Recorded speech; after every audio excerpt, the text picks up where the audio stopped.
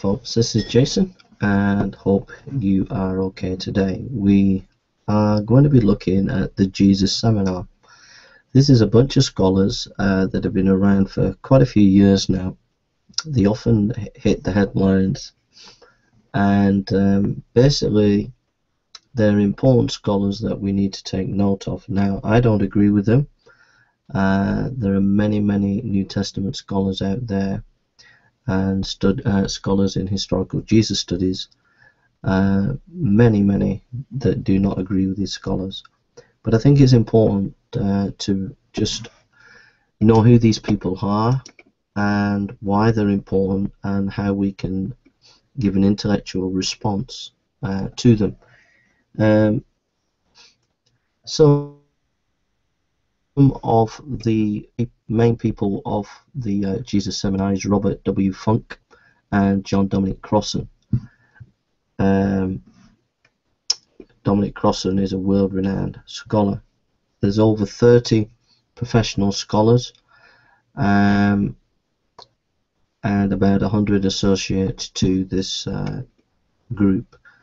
They are influential New Testament scholars.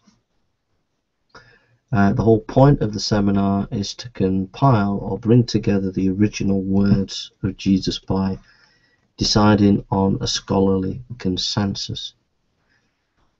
From this, the seminar seeks to popularize the research that they found.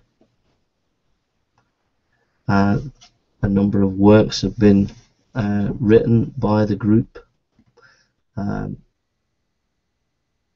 on the Gospel of Mark, sayings of the Gospel of Q, the Gospel of Thomas, etc. The basic ideas of the seminar are as follows. They basically believe that Jesus taught his disciples orally and that Jesus wrote nothing. They believe that the Messiah spoke Aramaic, and the Gospels were written in Aramaic and the Gospels were written in Greek. And they give priority to the Gospel of Mark before Matthew and Luke. Now, some of this information we would agree with. We would agree that the Lord Jesus spoke in Aramaic. We would agree that the Gospels were written in Greek. But then it gets a bit murky. They talk about Luke and Matthew bring together another source called the Q material. That's something that some scholars would disagree with. They also would talk about that ancient culture is not the same as modern culture, and we would agree with that, especially in the area of oral tradition.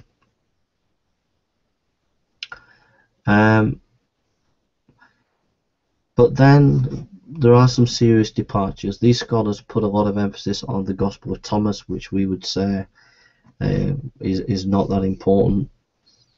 They would say that the Gospels were written after AD 70. Conservative scholars would put the Gospels prior to AD 70.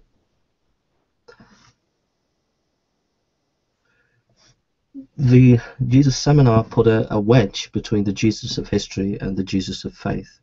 In other words, we can't really get to the real historical Jesus.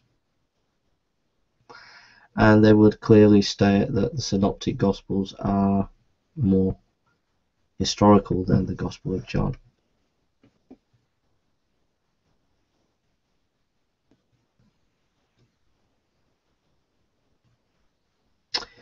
They have some methodological issues. They say that oral tradition is fluid, but there is a variety of different oral traditions. There is historical oral tradition, etc. that they're not up to speed at the moment.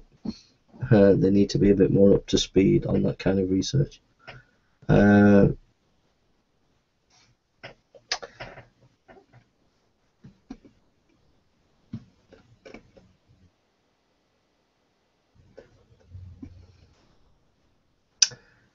So what do we what if you had to get a kind of picture of the Jesus seminar Jesus,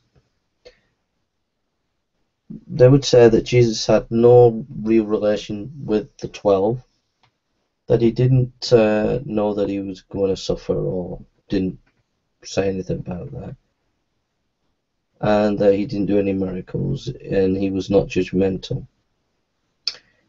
Basically, it's a kind of middle class, touchy, feely good Jesus that they've invented.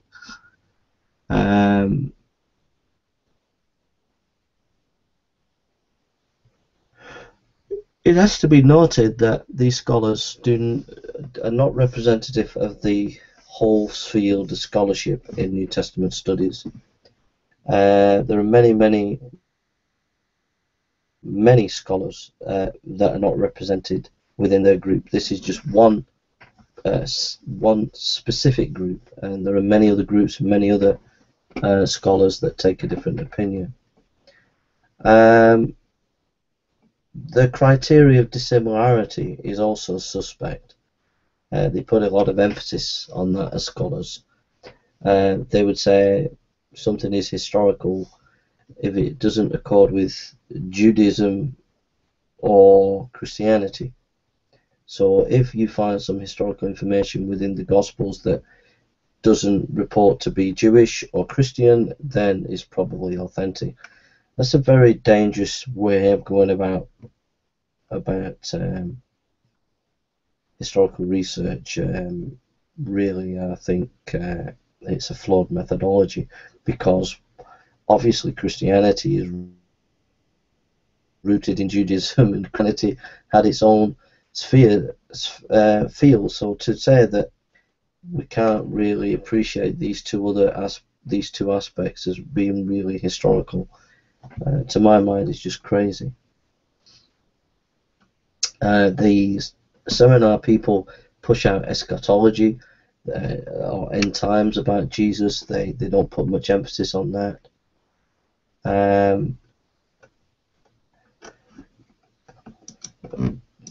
Basically,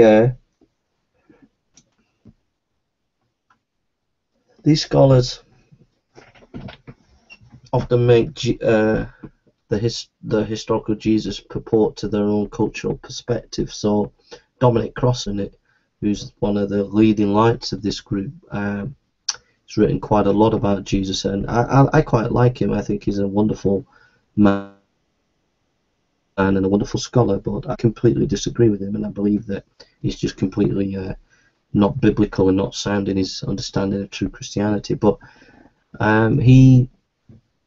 he kind of makes a Jesus in his own image. He's Irish, and so the Irish rebelled against the British Empire to get back the nation, and so basically Jesus is some kind of like Irish revolutionary, kind of travelling